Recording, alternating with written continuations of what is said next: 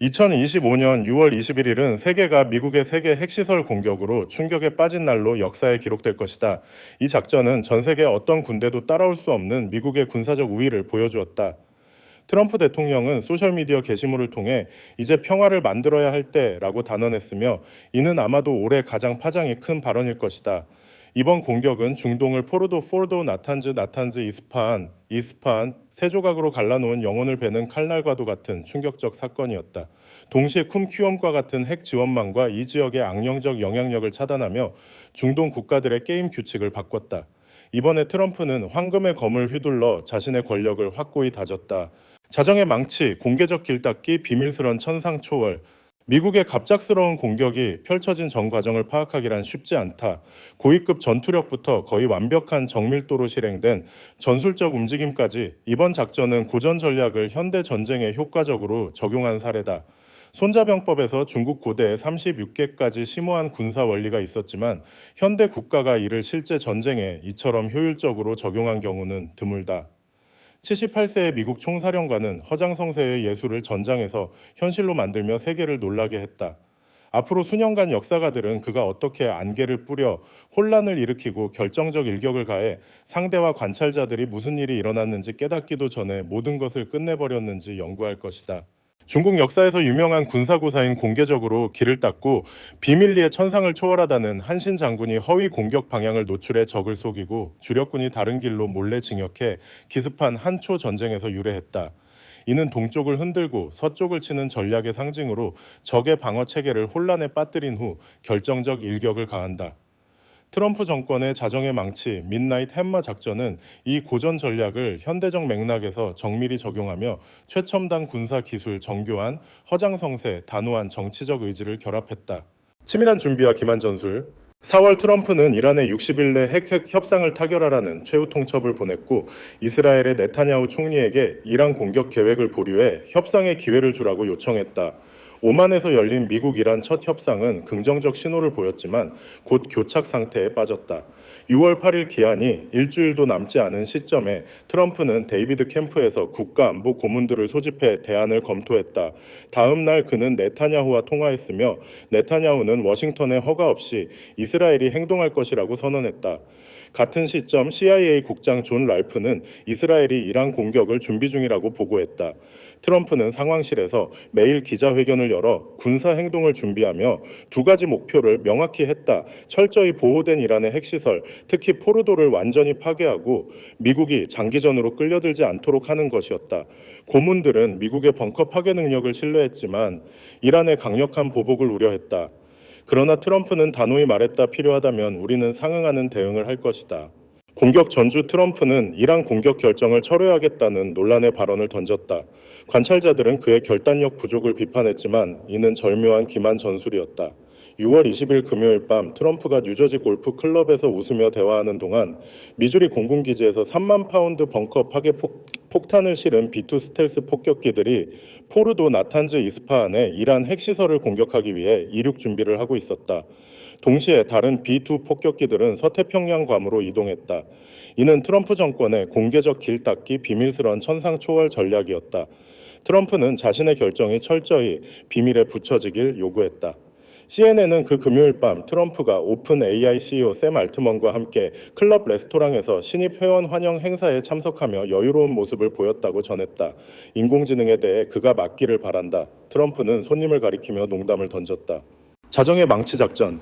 24시간도 지나지 않아 미국을 다시 위대하게 라는 빨간 모자를 쓴 트럼프는 백악관 지하 상황실에서 자정의 매치 작전을 실시간으로 지켜봤다. 1시간 후 백악관 로즈 가든에서 그는 연설했다. 오늘 밤 나는 세계의 이 공격이 군사적 승리였다고 보고할 수 있다. 중동의 깡패 이란은 이제 평화를 선택해야 한다. 그렇지 않으면 더 크고 혹독한 공격이 기다릴 것이다.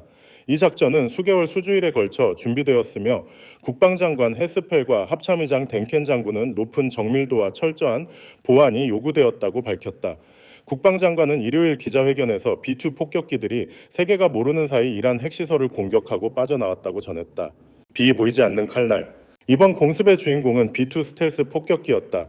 18시간의 목표지 비행 중 여러 차례 공중 급유를 완료하며 육지에 도달한 B2는 호위 및 지원 항공기와 연계했다.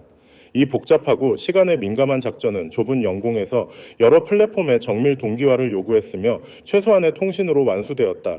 이는 미군의 독보적인 통합 능력을 보여준다. 1997년 미 공군에 배치된 B-2는 꼬리가 없는 플라잉 윙 설계로 레이더 반사 면적을 최소화해 궁극의 스텔스 능력을 갖췄다. 적 방공망에 거의 보이지 않으며 밀리미터 단위로 정밀 폭격을 수행한다. 18톤의 재래식 및 핵무기를 탑재할 수 있는 B-2는 공중 급유로 12km 이상 비행 가능하며 이번 작전에서 37시간 동안 미국에서 이란까지 직항 폭격 후 이란 영공을 벗어났다. 어떤 경보 시스템도 이를 감지하지 못했고 공격 영상은 백악관 상황실로 실시간 전송되었다. 2025년 B-2가 미 공군에 배치된 지 28년이 지났지만 그 UFO 같은 첨단성은 이제야 주목받는다. 2025년에 미공개 국방 기술과 무기의 위력은 얼마나 더 강력할까? 이란의 핵 프로그램은 괴멸되었고 중국은 큰 손실을 입었으며 북한은 즉각 긴장을 완화했다. 90m 지하에 위치해 이스라엘 공군을 좌절시켰던 포르도 핵시설은 이번 공습의 주요 목표였다. 작전 종료 후 트럼프는 짧지만 의미심장한 글을 올렸다. 포르도가 끝났다. 같은 날 밤 10시 백악관 연설에서 그는 이스라엘과의 긴밀한 협력을 강조했다. 이스라엘은 미국의 가장 빠른 통보를 받고 이번 작전의 최대 수혜국이 되었다. 이스라엘의 역할과 국제적 공조. 공습 전 네타냐후는 5시간에 걸친 고위 안보 회의를 소집해 워싱턴과 협력했다.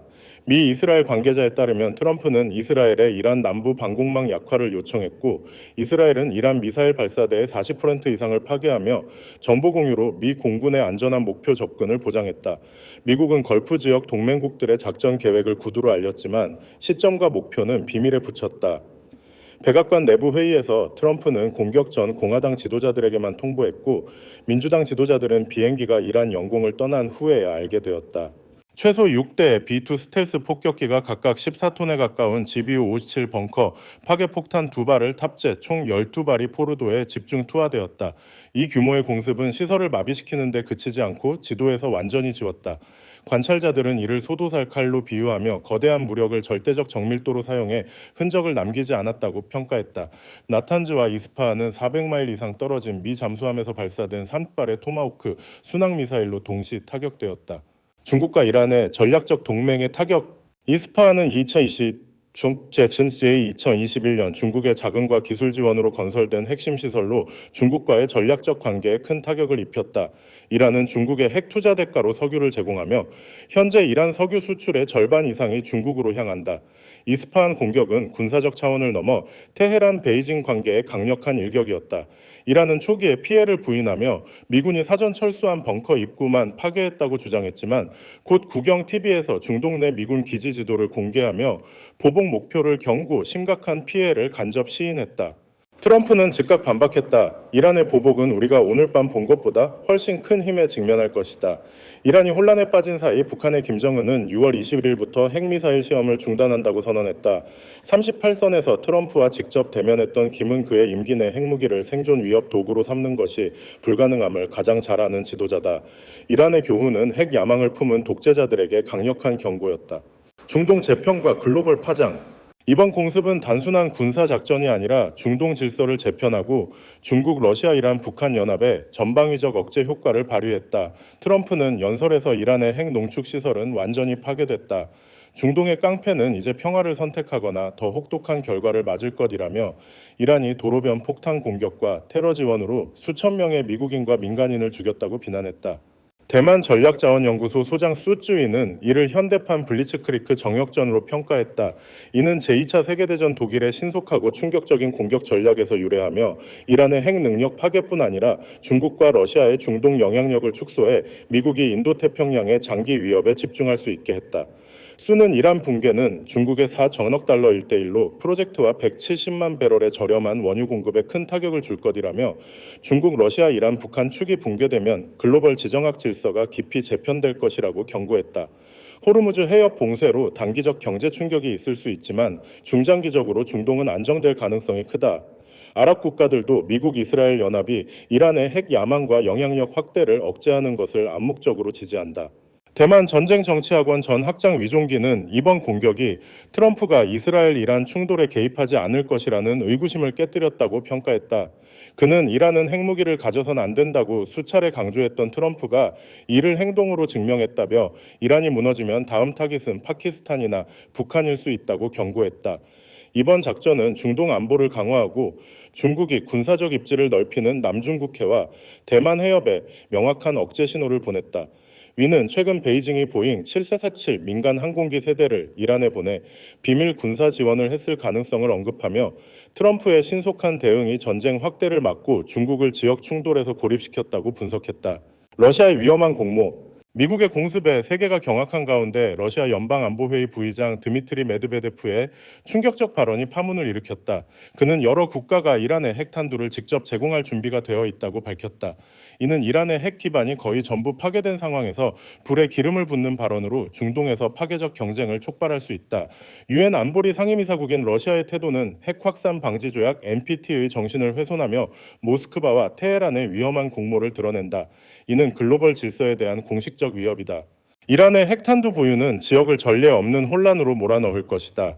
사우디아라비아, 이집트, 터키, 심지어 중동의 나토 국가들은 가만히 있지 않을 것이다. 다극화된 핵 중동은 공상이 아니라 현실의 악몽이 될 것이며 지역 갈등은 종말을 촉발할 수 있다. 메드베데프를 통해 러시아는 폭발의 방아쇠를 당기는 역할을 자처했다. 개혁의 상징이었던 그가 이제 파괴와 증오의 대변인이 된 것은 아이러니하다. 러시아가 위협을 행동으로 옮긴다면 테헤란과 핵무기 확산에 공모하는 것은 용납될 수 없다. 그런 러시아는 문명 질서에서 스스로를 고립시킬 것이다. 미국의 적동맹 그리고 중립국. 미국의 이란 공습은 군사적 사건을 넘어 세계에 강력한 메시지를 보냈다. 독재 체제가 다자 협상의 가면 아래 혼란을 조장하는 시대에 세계 질서를 재정립할 때가 왔다. 미국의 적은 경계해야 하고 동맹은 귀 기울여야 하며 중립국들은 스스로 누구인지 자문해야 한다. 지난 수년간 이란은 미국을 죽여라라는 구호를 거리와 의회에서 공공연히 사용했다. 1979년 이슬람 혁명 이후 알리 하메네이 최고 지도자의 지도 아래 미국과 이스라엘 파괴는 핵심 전략이 되었으며 모스크와 대학 전당과 국영방송에서 외쳐졌다. 이는 트럼프의 재집권 전까지 큰 위협으로 여겨지지 않았다. 이전 임기에서 트럼프는 공개적으로 미국을 적대하면서도 이익을 누리는 개인이나 단체를 용납하지 않는 경계를 세웠다. 이번에는 더 명확하고 강경하다. 미국을 적대하거나 접근하거나 둘 중 하나를 선택해야 한다. 이란과 북한은 가상의 적을 만들어 공포를 유지하고 사회를 통제한다. 하메네이와 김씨 일가의 극단적 이념은 외부의 괴물을 조작해 국민이 독재 정권의 고통이 내부에서 비롯됨을 잊게 한다. 이념 문화, 종교 논쟁은 필요 없다. 미국과 이스라엘 파괴를 공언하는 정권은 스스로 생존 아니면 파괴의 갈림길에 섰다.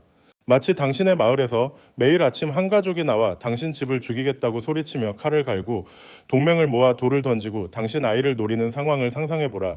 당신이 마을에 호소해도 마을은 당신의 인내 부족을 비판한다. 이런 상황에서 자위 외에 선택이 있을까? 트럼프 정권은 이란을 전장에서만 치지 않았다. 미국 접근 규칙을 바꾸고 있다. 이전에는 비자 신청 시 소셜미디어 계정과 극단 단체 연관성을 신고했지만 이제 미국 대사관들은 이를 엄격히 집행한다. 미국 적대는 더 이상 사적인 문제가 아니라 미국과 당신 가족의 접근을 가로막는 명백한 장벽이다. 미국을 죽여라를 외치며 미국과 계약을 맺고 자녀를 미국에 유학 보내고 자산을 미국에 숨기는 일은 더 이상 없다. 미국의 이익을 누리며 뒤로는 전복과 비방을 꿈꾸는 자들에게 회색지대는 사라졌다. 미국의 문은 증오를 품는 자들에게 닫히고 있다. 이는 시작에 불과하다. 트럼프가 이런 식으로 글로벌 질서를 강화한다면 많은 국가는 문명 궤도에 설지 아니면 증오와 망상의 어둠 속으로 미끄러질지 선택해야 할 것이다. 과연 누가 미래를 결정할 것인가?